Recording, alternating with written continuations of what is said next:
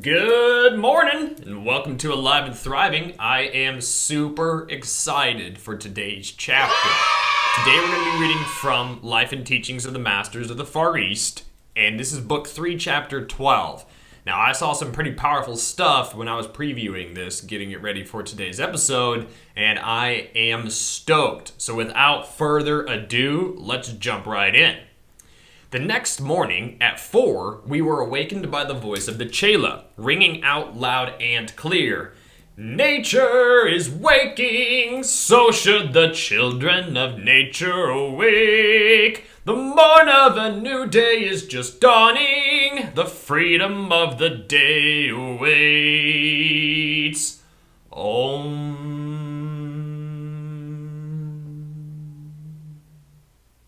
Whenever the Chela talks, I'm gonna sing it. They said he sings everything. We went to the ledge where the top of the pole had rested the evening before and found to our surprise that the pole had been replaced by a well-built stairway. As we walked down, we wondered if we had been dreaming the night before. The Chela met us at the foot of the stairway and said, "No, you have not been dreaming. The stairs were dreamed there last night. The Master Pariji, he placed them there for the convenience of all. So you see they are a dream, which came true." During our stay of 2 weeks in that region, we were served with hot, nourishing food. In no instance did we see food being prepared, yet we were bountifully served. The Chela and one other started to climb to the Podatatsanga. The first approach was by means of crude steps cut in the rocks. Then there were planks across fissures, which made yawning canyons below. Part of the ascent was accomplished with the aid of ropes made fast in crevasses above.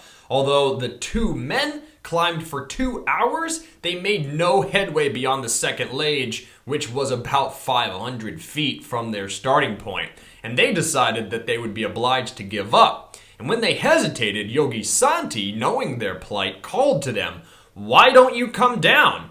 The Chela replied, "We are making the attempt, but the rocks, they are holding us fast." They were having the experience of many that it is easier to climb a sheer rock wall than to come down. Well, why not stay there, jested the yogi. "We will return tomorrow with food. Perhaps by then you can climb to the top." He then admonished them to keep perfectly calm, and he realized the difficult situation they were in. After 3 hours of careful direction, they were with us again. With a sigh, the yogi murmured, "Thus wanes the enthusiasm of youth." The youths looked longingly upwards. "If Master Pariji stays there, it will probably be our bad luck to stay here.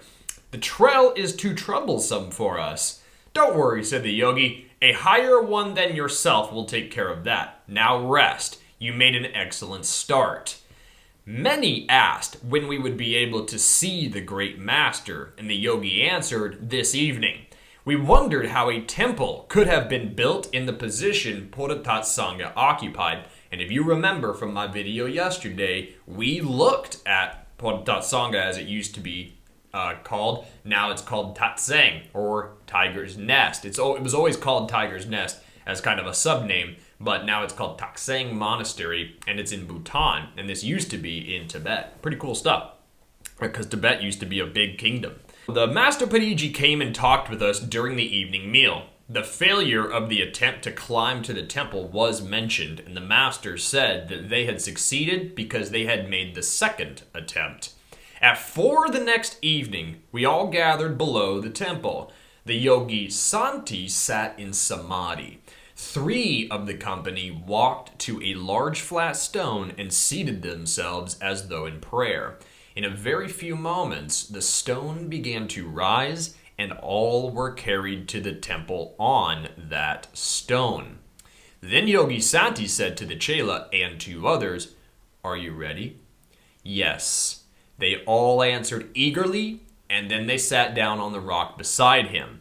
Instantly, the rock began to move gently, and together they were transported to the temple roof. Then our turn came. We were asked to stand in a group, and then all arose to their feet, and those at the temple came forward on the roof and began to chant, Om. In less time than it takes to relate, we were standing on the roofs of the temple. Within the space of about a few moments, all were gathered at the highest temple in the world. If this is your first time here, you've probably already stopped watching because you're like, this guy's crazy, no, rocks don't fly. Well, I will tell you that there are some masterful architectural constructions that beg to differ, and they exist all around the world, where there are stones that even modern machinery could not lift and put into the places where they were put. And a lot of these walls and building temples, Cusco is a perfect example of this. They are homogeneous, meaning that no one stone is like another. So when these stones experience any type of earth tremors or any type of earthquakes, they don't come apart. These walls don't fall apart because when you have these stones put together and no one is like the other and they're all in different shapes, the frequencies of the vibrations don't pass through these stones in the way that they would a cinder block home in North America today, meaning that they were masterfully constructed. The temple in Giza, the pyramid in Giza, is the same way. These stones were positioned in such a manner that they are resistant to earth changes, which gives them the ability to stand the test of time.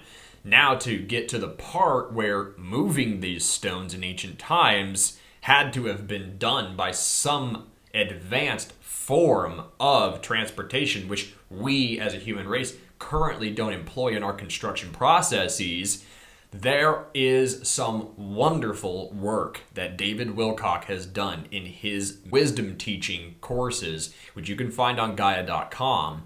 And they show, he's got some wonderful animations of monks and nuns and yogis and sadhus and individuals like this great master who describe the processes used specifically in places like Tibet in ancient times to move massive boulders into remote locations, like they just described in this book.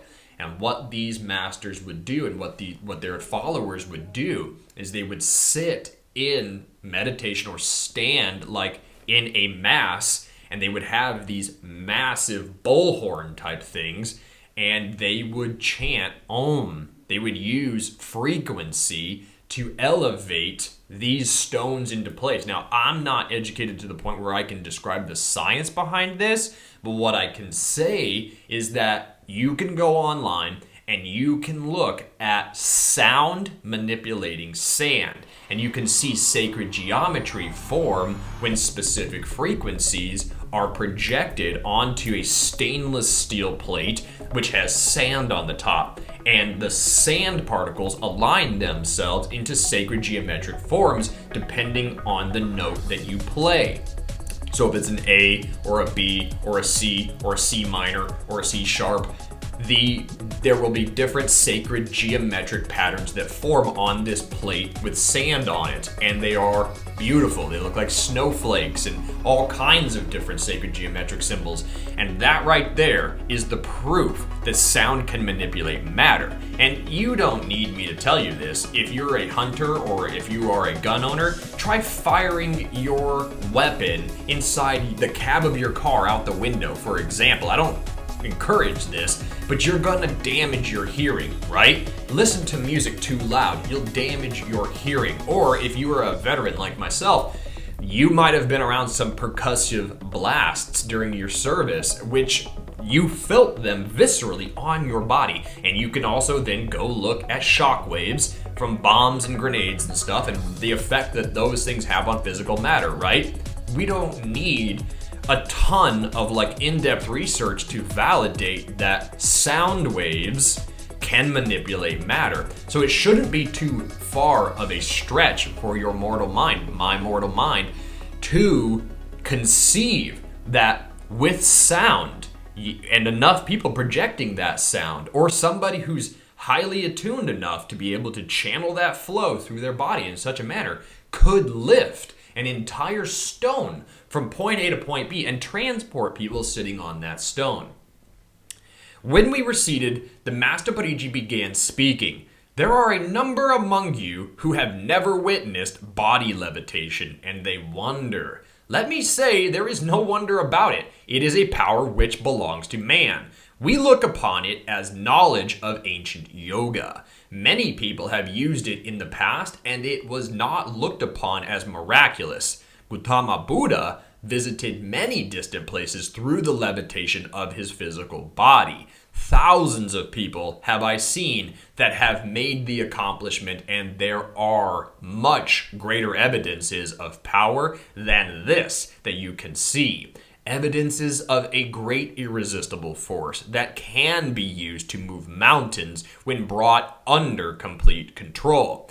And if you're familiar with the story of Gautama Buddha, you know that the first thing he did upon attaining enlightenment, nirvana, was to find his mother in the astral realm, let's call it that, to find his mother's spirit, which had passed from her physical body, and deliver the Dharma unto her. So in that particular case, we're talking about moving your consciousness from one place to another while his body sat in perfect repose underneath the Bodhi tree. But there you have it in the life and the teachings of the masters of the Far East, that when the yoga was in his physical body and was teaching on physical earth, that he would move from place to place through biolocation, through echolocation, through moving his body into the non-physical and then reassembling it at a physical destination of his choice. And if you remember from previous chapters,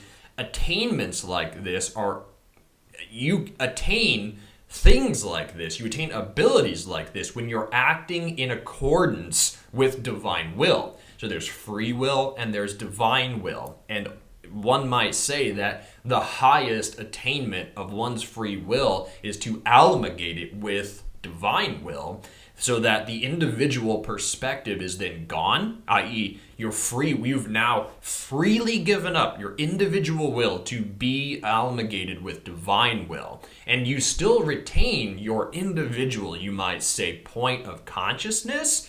Nonetheless, you are assimilated with infinite consciousness at that time. And when you're amalgamated that way, when your personality is so transparent that it's non-existent in a certain way of manner of speaking, that you are able to move and have your being as part and parcel, no perception of duality, with divine will, with divine inspiration, divine creativity, divine everything. Imagine, for lack of a better word, the orgasmic pleasure that courses through your veins every moment of the day. That, if you are seeking Christ consciousness, if you are seeking Buddhahood, that should be a pretty nice carrot, right, and stick analogy to get you to that place, to get you over any hurdles that you may have in your physical life, any bugaboos, any hesitation or reservations about whether or not Nathaniel J is speaking truth. That should be a pretty nice carrot to get you along the path of attaining nirvana, of accepting that you truly are the Christ, and that by presenting the ideal of Christ, one doth dawn the Christ consciousness in due time. It may not happen instantaneously. Keep presenting that ideal, right? The old college adage, fake it till you make it. Eventually it's going to become who you are, and boom, watch the world transform around you. You praise and sing of liberty and freedom from bondage and fear, but unless you have forgotten bondage and forgiven it, you have remembered bondage too well and have forgotten liberty. A system of pure yoga is a message of complete freedom to the whole world. Let me give you an explanation of the Om. In English, the brief form OM is used. The right use is Hindustani, is AUM. Therefore, we will consider it in this light. A is a guttural sound. As you pronounce it, you will note it starts in the throat. It does. To pronounce you, the lips must be thrust forward. And didn't you see my lips just do that? You gotta put the lips out there. M, you will note, is formed by pressing the lips together. Causing a resonant tone like the humming of a bee. Thus, you will see that the sacred word of Om is basic, comprehensive, all-inclusive, infinite. Its universe includes all names and forms. We know that form is perishable, but the concrete or real before form was expressed. That which is named spirit is impermissible. For this reason, we denote that imperishable reality, Om.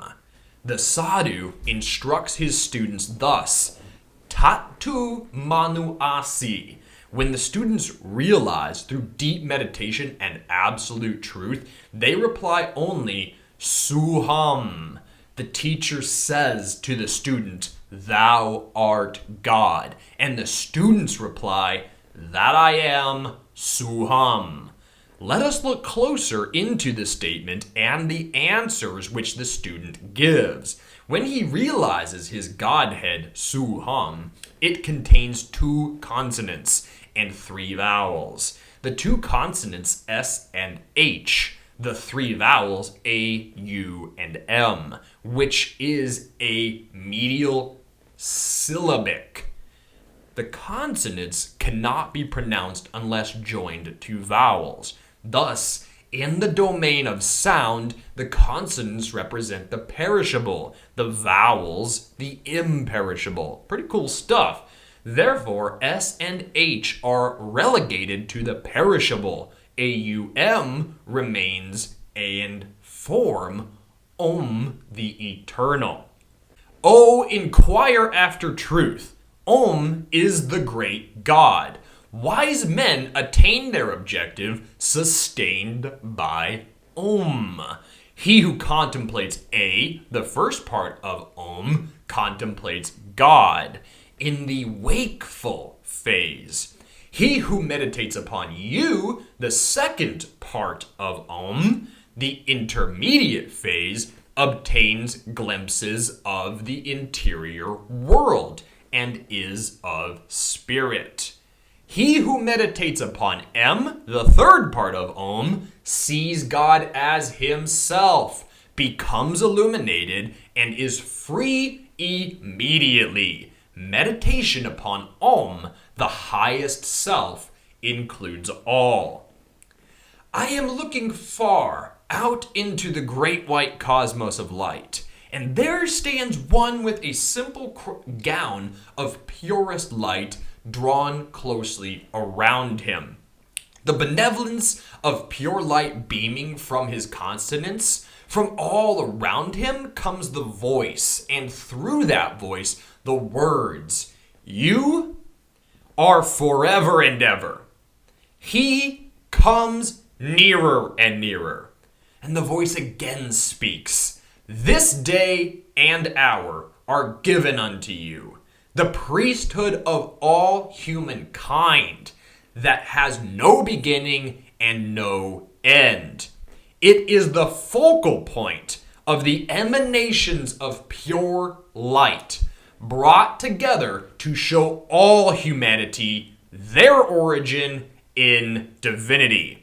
This is not the symbol of an order or brotherhood. It is the symbol of humanity in its pristine purity before a brotherhood began. The pristine condition has not yet spoken. This is long before the earth moved in its great nebula, long before this earth claimed its orbit and attracted that which belonged to it. This is the projection of the first human form that must stand forth in complete command of all force that starts to bind the atoms of the Earth's nebula into form. Listen, the voice around him is speaking. The command is, "Let there be light." The dazzling white rays shoot forth, and the form begins then to a focal point, and the Earth's nebula is bursting forth. And that focal point is the central sun of the nebula. As the central nucleus draws its atoms together, they take on more light. But there is conscious direction back of this form that projects light rays to the focal point. Now the form is speaking, and we hear the words. They are formed by letters of pure gold light. I can read them. "I come from the great cosmos of light to watch you, O Earth. Draw your particles to you. Into every particle, project light, which is eternal life. Light, which is of the great principle of life, the Father, the emanations of all life. And I declare unto you, I am." Now, I see the form beckoning, and standing with it are other forms. And from the midst, one speaks. Who is this dearly beloved that stands forth from the Father, the light cosmos? The voice from around again speaks in low whispered words. "This is myself, brought into form, to have dominion, as I have dominion. And through myself, my dominion manifests. Lo, it is the Krishna, the Christos, the Christ, all three in one." The form again speaks and answers, "I am, and all of you are that I am." The voice continues, "Look beyond me. The voice of God speaks through me. I am God, and you are God. Every soul in its pristine purity is God. The silent watchers sitting here, the voice speaking through that form, saying, 'Behold, man is God.' Again, the Christ of God comes from out of the great cosmos." This is not emotion, nor infatuation. This is a clear, calm vision of man standing forth from God in full dominion and mastership. This is the mastership of all humanity. Not any one is excluded. Back of the form is pure crystal, dazzling white light emanations. It has come forth from pure white light. It is formed of pure white light. Therefore, man is pure white light. Pure white light is God life. Through man only do the pure rays of God life emanate or manifest. As we fix and focalize our ideal through contemplation, the vision takes life, stands forth, comes closer and closer until our visions and the form are united and stand forth as ourselves, and they become one with us. Then we become that. Thus, we say to all mankind, "I am yourself," expressing God. When the true mother sees this at the time of conception, the immaculate conception takes place. Then there is no rebirth.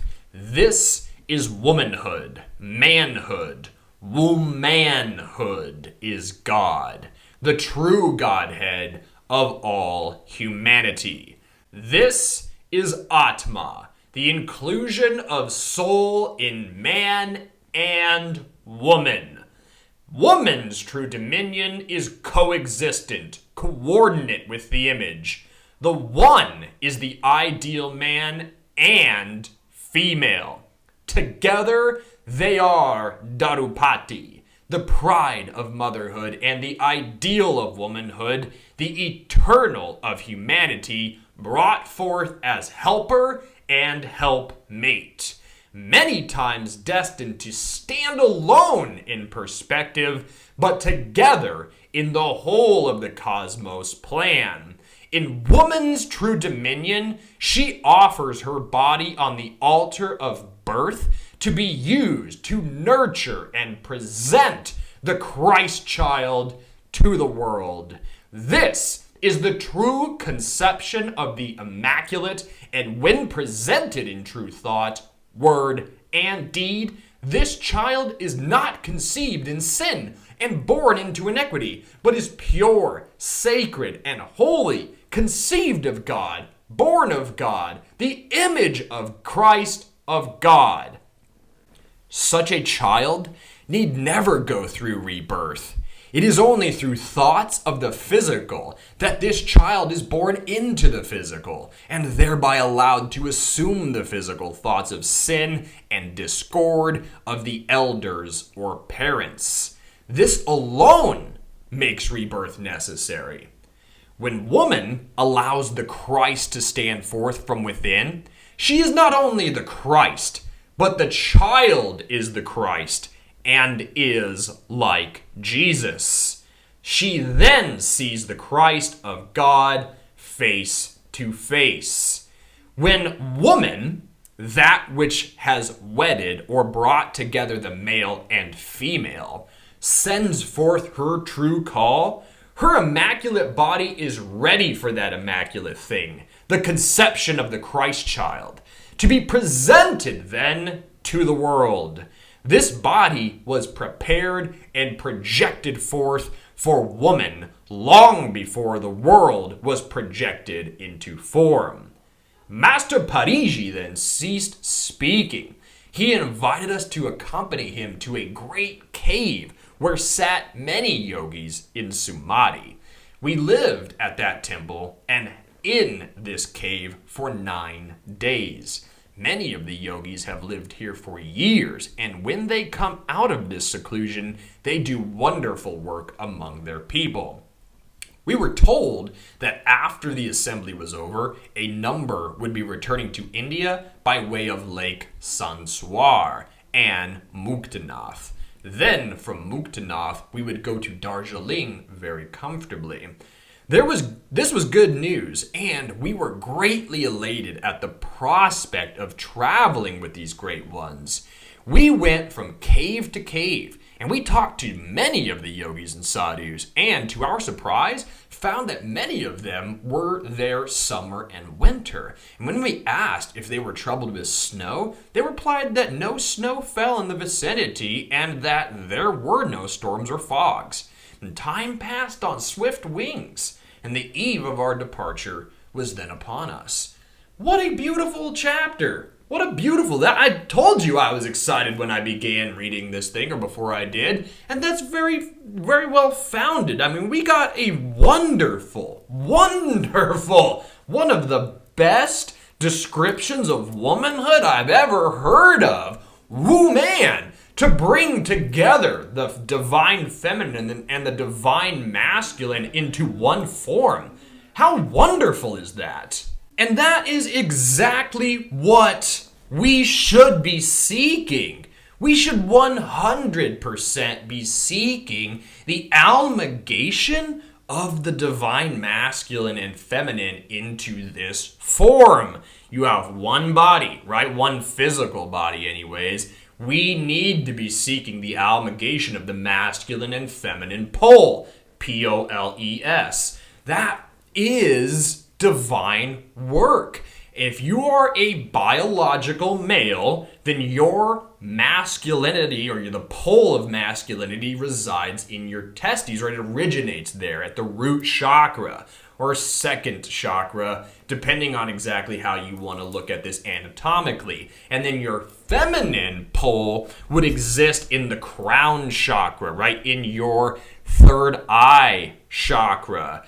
And it is the process of bringing down into your form that divinity, that essence of God, which is all around you at all times. But if you're in a biologically male body, then you are already the divine masculine incarnate. And you're already moving and operating in the world in a manner that bespeaks masculinity.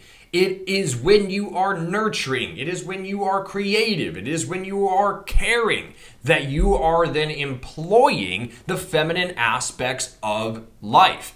And you can bring more and more of that to bear upon the world and your own life. And in so doing, you're going to balance out these two energies that we perceive in our dualistic thinking as being different from one another. But essentially what it is we're going to stop resisting one vital aspect of creation and allow it into our lives. And when that takes place, you are letting in the Christ. You are letting in Krishna, Christos. You are letting in the Godhead to become you.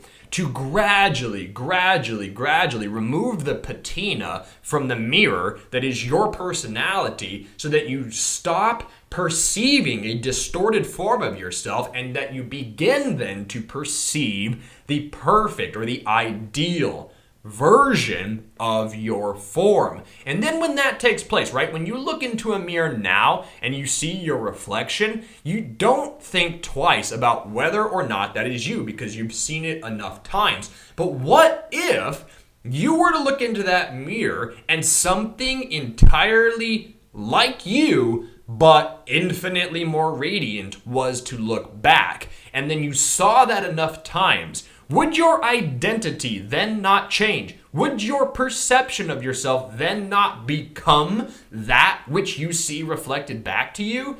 The answer is yes. So how do we get there? Well, we get there by the old college adage, fake it till you make it. If you're not a particularly caring man now, start engaging in caring acts. If you're not a particularly assertive woman, start engaging in assertive acts. Start doing the things which your counterpart is good at, right? If you want to fly with eagles, don't surround yourself with turkeys. Start employing the really positive aspects of the quote-unquote opposite, and watch how profound an effect that has on your day-to-day life. It will radically transform your consciousness.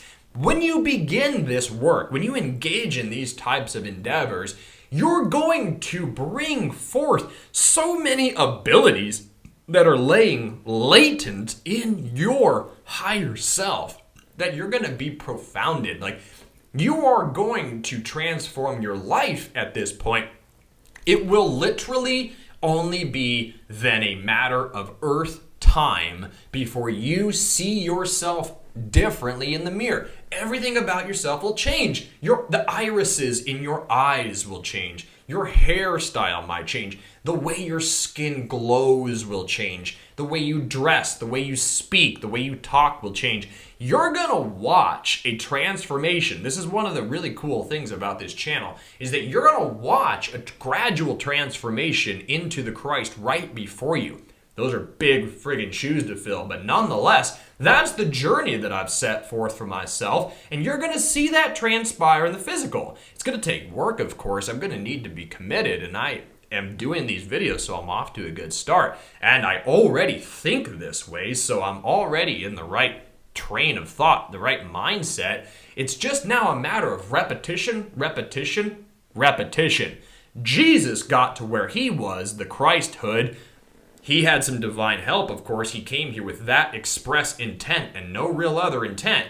But nonetheless, he had teachers, he had masters that instructed him in every single world religion that there was, in the core of every single one of those religions. And what he come to find is the same thing that I've come to find, that you, me, we are one, we are the Christ, and by perfectly presenting that ideal, or by presenting that ideal to the world, we will be Christed. And then, to complete the whole thing, Jesus needed to defeat death. Jesus needed to defeat samsara, the round of birth and rebirth. And as you see here, someone born of Immaculate Conception won't necessarily be subjected to samsara, because they will come through with a divine disposition, and they will break that through service to others, through unconditional love. They will amalgate their source, their spirit, their soul, their personality with unconditional love. Unconditional love is eternal. So when you're amalgated with it, you're eternal, right? You cease being, and your true identity, which is synonymous with the one identity,